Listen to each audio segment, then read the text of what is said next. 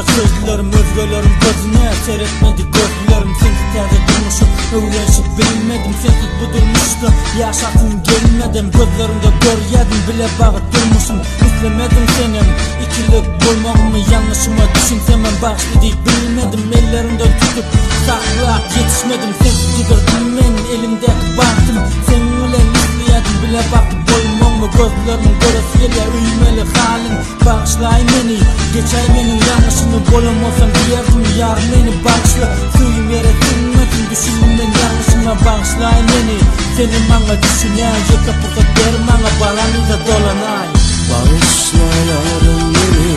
söylerim dile seni yüreğim seni kıyfaya bağışla yarım beni söylerim dile seni yüreğim seni kıyfaya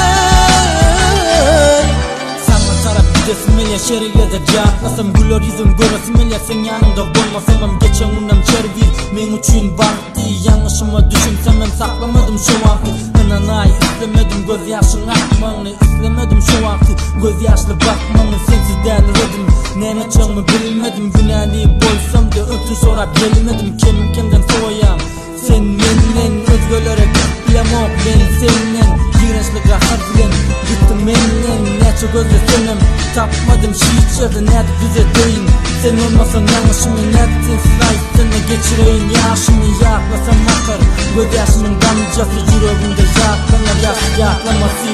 bağışla